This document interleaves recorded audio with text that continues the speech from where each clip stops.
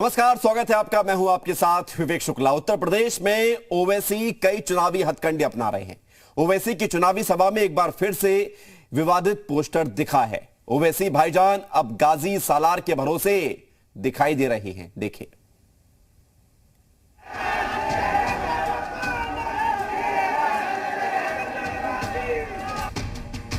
जो देश के लुटेरे उन पर लट्टू हुई लैला।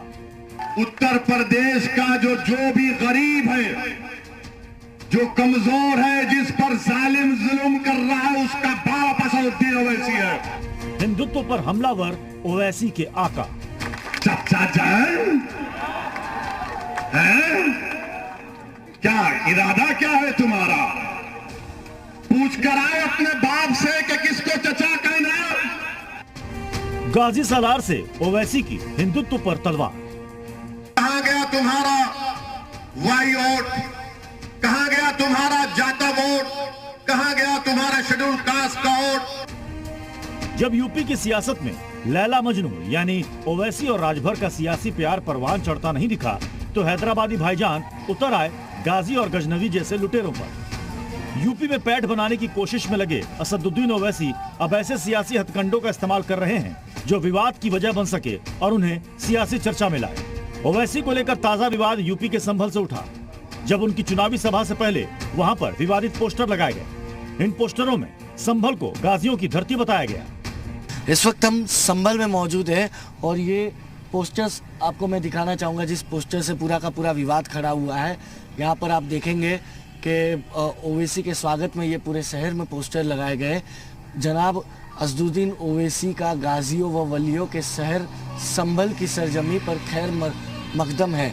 ये जो गाजियों का शहर संभल को बताया गया, इसी से पूरा का पूरा विवाद जो है वो खड़ा होता नजर आ रहा है।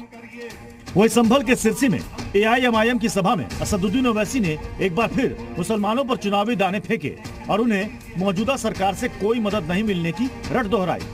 ओवैसी ने कहा कि मुसलमानों का सिर्फ सियासी इस्तेमाल किया गया। आज मुझ पर इल्जाम लगाते हैं कि असदुद्दीन ओवैसी वोट काटने आया है। मैं तुमसे सवाल कर रहा हूं, क्या यह बात सच नहीं है कि जब 2019 के पार्लियामेंट के चुनाव में सपा और बसपा मिलकर मुकाबला किए, तो कहां गया तुम्हारा वाई वोट? कहां गया तुम्हारा जाता वोट? कहां गया तुम्हारा शेड्यूल कास्ट का वोट?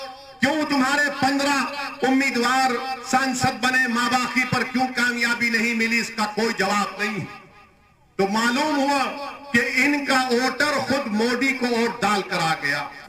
इससे कुछ दिनों पहले ओवैसी के अयोध्या दौरे पर भी विवादित पोस्टर लगे थे। जब अयोध्या को फैजाबाद बताया गया था, तब साधु संतों के विरोध के बाद एआईएमआईएम को पोस्टर हटाने पड़े थे। लेकिन चंद रोज बाद एक बार फिर ओवैसी के आकाओं ने वही खेल दोहराया। वहीं बीजेपी ने ओवैसी के पोस्टर वार को सिर्फ चुनावी स्टंट बताया है। आज असदुद्दीन ओवैसी उत्तर प्रदेश के चुनावी राजनीति में हाथ आजमाने के लिए तरह तरह के जतन कर रहे हैं। उनकी समाधियों पर जा रहे हैं जिन्होंने इस देश को लूटने खसोटने का काम किया है। लेकिन ऐसी समाधियों पर जाकर के वो उत्तर प्रदेश की जनता को बरगला नहीं सकते हैं, कोई मजहबी उन्माद नहीं भड़का सकते हैं, कोई विभाजनकारी राजनीति उनकी सफल नहीं होने वाली। सवाल उठता है कि ओवैसी उत्तर प्रदेश के चुनावी रण में सिर्फ विवादों को हवा देकर वोट की फसल क्यों काटना चाहते हैं। कुछ महीने पहले ओवैसी ने बहराइच में गाजी सालार की मजार पर जाकर उसकी शान में कसीदे पढ़े थे। आतताई महमूद गजनवी के भांजे गाजी सालार की राजभर समाज के महाराजा सुहेलदेव के साथ जंग हुई थी। इस मुद्दे पर विवाद अभी शांत भी नहीं हुआ था कि ओवैसी ने एक बार फिर अयोध्या को फैजाबाद बताकर हिंदू मुसलमान राग छेड़ दिया और अब संभल को गाजियों की धरती बताकर नया शिगुफा छेड़ दिया गया है। ओवैसी के आकाओं के लिए महमूद गजनवी और गाजी भले ही इस्लामिक योद्धा हों, लेकिन आम हिंदुस्तानियों के लिए गाजी और गजनवी का मतलब सिर्फ और सिर्फ देश का लुटेरा होगा, इससे ज्यादा कुछ नहीं। हैदराबादी भाईजान को ये बात अच्छी तरह गांठ बांध देनी चाहिए कि सिर्फ हिंदुत्व पर तलवार उठाने से यूपी में उनकी दाल नहीं गलने वाली। ब्यूरो रिपोर्ट, जी मीडिया। और आइए अब आपको ओवैसी का वो पूरा बयान सुनाते हैं जिसमें वो खुद को सबका अब्बा बता रहे हैं। सुनिए। वो अपना चाचा जान कहते हैं।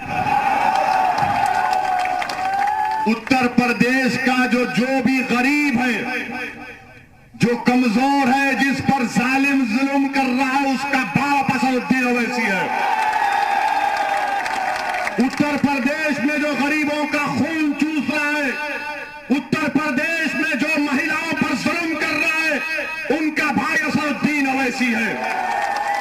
हाँ, अगर तुम समझते हो कि गरीबों का, बेजुबानों का साथ देना अब्बा बनाता है, तो मैं तुम्हारा भी अब्बा हूं, याद रखो। चचा जान है, क्या इरादा क्या है तुम्हारा? पूछ कर आए अपने बाप से कि किसको चचा कहना। 2018 में क्या तुमने योगी आदित्यनाथ के पास जाकर